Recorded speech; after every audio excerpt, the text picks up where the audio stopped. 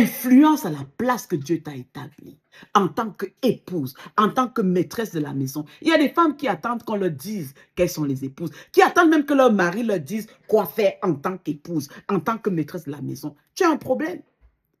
C'est un vrai problème. Parce que tu as peur de ne pas être assez. Tu as peur de ne pas pouvoir. Mais si tu n'essayes pas, si de temps en temps tu ne fais pas les erreurs, comment tu vas t'ajuster? Comment tu vas te bonifier avec le temps? Il va bien falloir que tu acceptes de casser le nez de temps en temps. Oui, c'est la confiance en Dieu. Le Saint-Esprit est avec toi. Et aujourd'hui, le Saint-Esprit veut te relever. Il veut que tu influences à l'endroit où tu es. Il a un plan pour ta vie.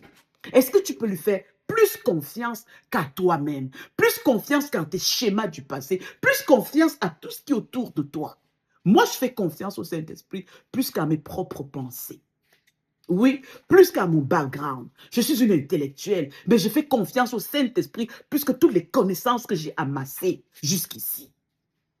Parce que, avec le Saint-Esprit, la stratégie est toujours précise. Oui, et avec le Saint-Esprit, on ne tombe pas dans la honte. Parce on est malléable, parce qu'on est enseignable, on est ajustable. Et avec le Saint-Esprit, on dit, oups, oups. Alors, ajuste-moi. Ajuste-moi en tant qu'épouse, ajuste-moi en tant que mère, ajuste-moi en tant que femme, en tant qu'actrice dans la société. Ajuste-moi en tant que professionnel, ajuste-moi en tant que leader pour influencer quel que soit l'endroit où tu m'envoies. Oui, ne laisse pas la peur, ne laisse pas la peur te freiner. C'est Dieu qui t'appelle. Et quand Dieu t'appelle, il s'assure. Il ne t'a pas dit que tu ne vas pas rencontrer les embûches en chemin, mais il t'a dit, je serai avec toi. Quand il a appelé Abraham, quitte ta famille, quitte tes gens, quitte ton peuple et va. Il a donné une promesse, je serai avec toi. On connaît l'histoire d'Abraham. Il a appelé Moïse. Mon peuple, j'ai entendu son cri, va délivrer mon peuple. Moïse a dit, je ne sais même pas parler. Il a appelé Gédéon. Est-ce qu'il ne connaissait pas que Moïse ne savait pas parler? Il a appelé Gédéon. Gédéon se cachait.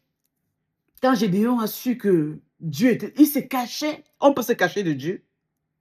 Il a appelé Esther. Esther a hésité, n'est-ce pas? Elle a dit, ah, écoute, je ne peux pas me présenter devant le roi comme ça, parce que s'il me présente, ça c'est la mort.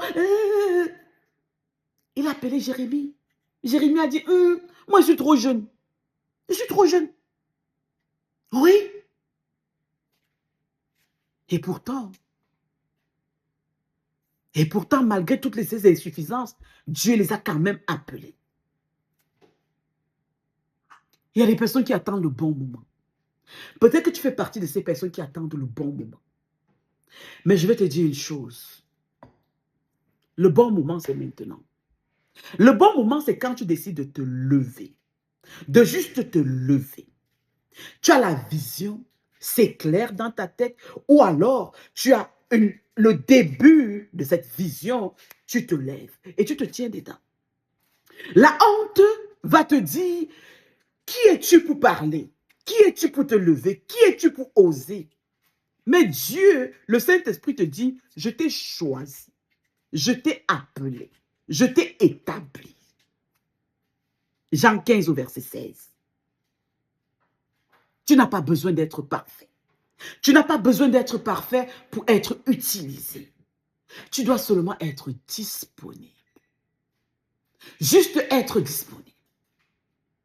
Moi, j'ai enseigné mes enfants pendant plus d'une dizaine d'années, de lundi à vendredi. Des tout petits yeux comme ça, tous les matins. J'aurais pu dire, oh non, ils sont très jeunes, je vais attendre qu'ils aient 7 ans, qu'ils aient 10 ans, en âge de comprendre. Non, non, non, non, non. J'ai obéi à la parole de Dieu qui me dit, enseigne à tes enfants, n'est-ce pas, ce qu'ils doivent savoir dès leur jeune âge. Oui, oui, oui. J'ai commencé à mettre la semence à mes enfants tout petits. Par obéissance à la parole. Par obéissance.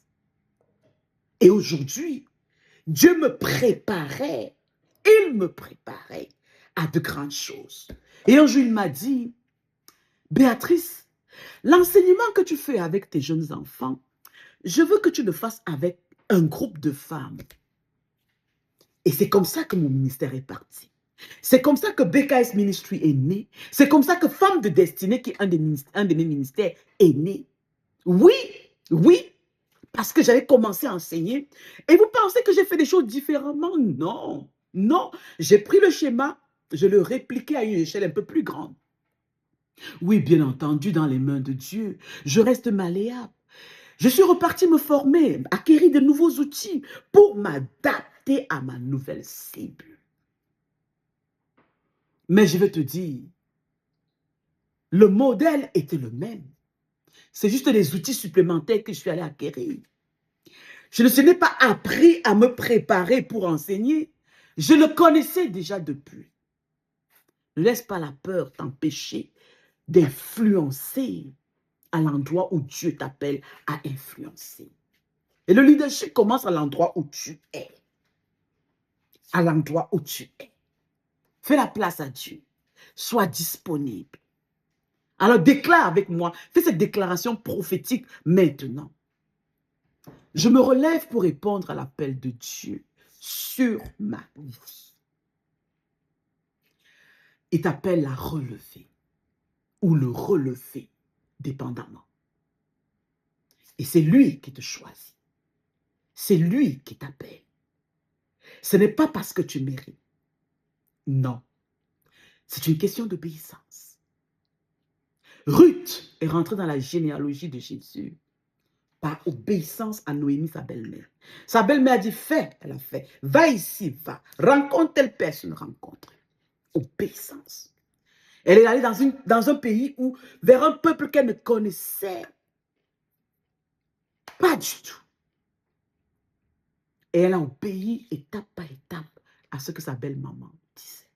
Dieu inspirait sa belle-mère et sa belle-mère l'inspirait. Le leadership commence maintenant à l'endroit où tu es. Alors, prends ta place. Ne laisse pas la peur t'empêcher de prendre cette place. Dieu dit qu'il te relève de cette peur dans cette saison.